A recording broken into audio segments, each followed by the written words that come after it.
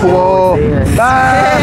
آقای بیگیر بچه یعنی من زندگیم و مدیون شما دوتا هستم. بعد از اینکه راه زندگی رو نشون من دادین رفتم یه دختر آفتاب مهتاب ندیده به اسم مهسا بچه محل خودت رو گرفتم. کی؟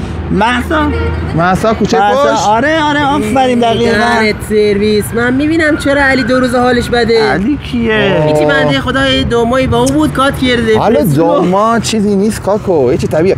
برعکس خیلی خوش تفریحه. خوش تفریح؟ تفریح با احسان و قاسم و جاسم که رفته بودن تفریح خیلی بهشون خوش گذشته.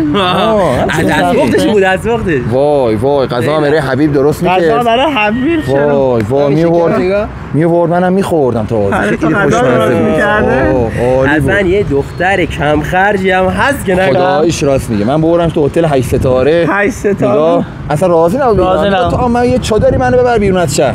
خیلی دختر کم خرجی بود. بیرون شهر. حال یه شهری بچه‌ها بده. چرا کاکو؟ حال من از همشون بدتره. چرا چی شده؟ هر کدوم قرمساق رفته مهسا رو گرفته اصلا دست ما به هیچ دیگه بند نیست. کپتو ببند. برای چی دوباره میرینی کاکو.